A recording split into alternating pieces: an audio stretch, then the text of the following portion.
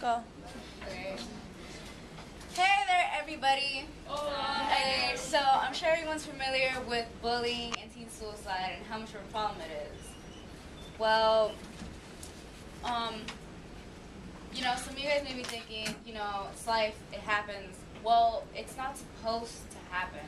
Like, some of you guys are like, it's normal, some kids just do it, but no, it's not. Like, if you think about it, it's a bunch of kids who do it, and it's like, you just shouldn't think, like, I don't know, I think you guys just shouldn't participate in it. Nobody should really.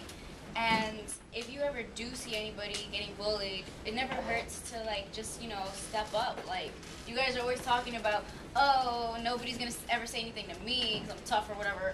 I got my people. But what if those people don't? Like, those people, like, you see that, who's ever seen that nerdy kid at lunch always sitting by himself and, like, not talking to anybody? And, like, you guys are just there, like, with a crowd of your friends.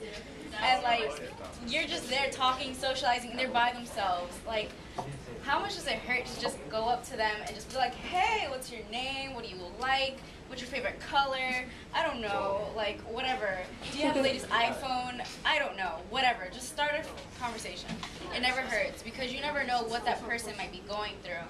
And maybe there's a new kid in school. I mean, everybody knows what that feels like, right? Yeah. Your first day of school, you don't know anybody. What if it's their first day? Like, everybody has that one awkward friend they met out the random. Celia. And, like, these people, maybe they're that next awkward friend. Who knows? Well, yeah, like, I don't know, sometimes you might meet them and they're not really the best company. You might not really like them or something. Well, you shouldn't really insult the person. Like, some kids, they're just special in their own way. So, like, it's better to just, if you don't like somebody, just avoid them instead of actually, being mean to them. Because you never know what the person might be going through, and you don't want to add to their stress either. And I know maybe I'm not the most social person ever, but, a few nice words, it always makes a difference to the person. Like, don't you feel awesome when, like, somebody notices, like, if you changed your hairstyle, you got a haircut, and they're like, you look really good? I'm pretty sure everybody knows about that.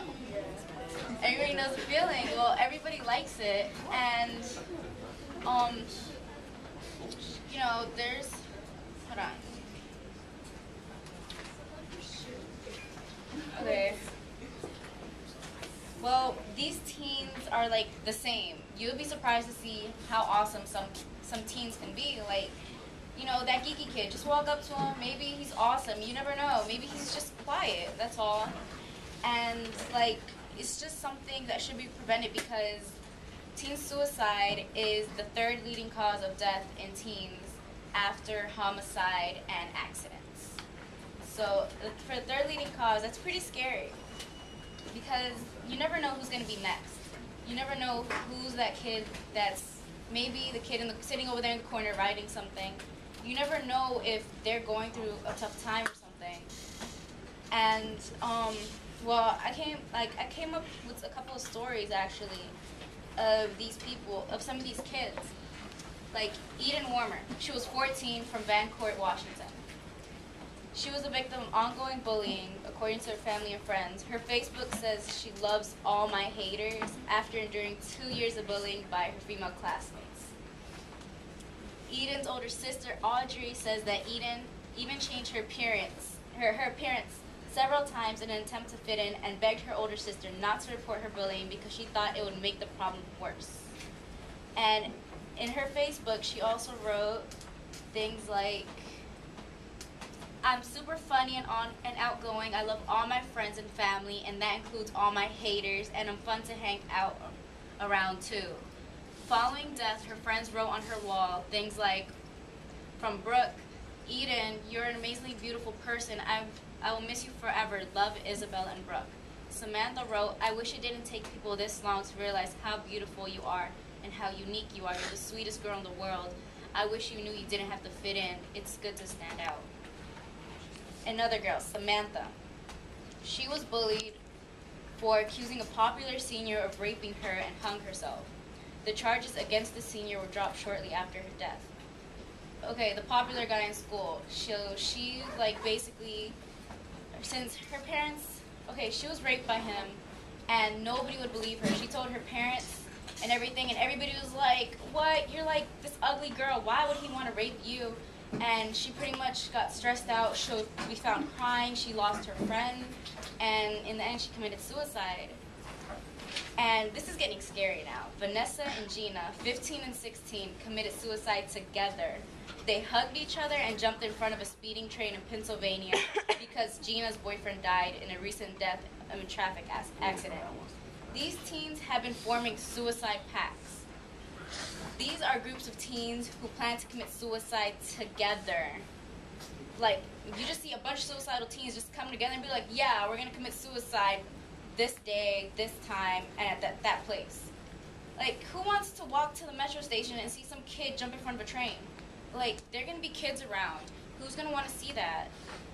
And it's like the statistics, they're just crazy. Like, okay, between 18 and 24, yeah, it's the third leading cause of death. And the fourth leading cause of death in teens ages 10 to 14. Like, 10-year-olds? What kind of stress will they be going through? I have no idea. But when I was 10, I was still playing with my Barbies. Not planning to commit suicide. Like, I'm over there watching Pokemon. Who remembers that? You're watching Pokemon. Exactly. Like, you're not committing suicide. Okay, it's most important to realize that teen suicide rate the suicide rate amongst teenagers is on the rise. In order to prevent teen suicide, it is vital to recognize what leads to it and treat the causes. Okay, when a teen talks about death or suicide, maybe they're saying it like they're joking. You know, what if they're saying it in a joking way? They're not. You never know. They plan to kill himself, explains worries about nobody caring about him, has attempted suicide in the past, dramatic changes, personality, and behavior, withdraws from interacting with friends or family, begins to act recklessly. Well, you guys pretty much get it, right? Uh-huh. They act weird. What's mostly difficult is that sometimes it just seems like normal behavior. Okay. Whatever happened to friendly get-together? Who remembers when your parents would take you over to your friend's house and you just hang out for a while?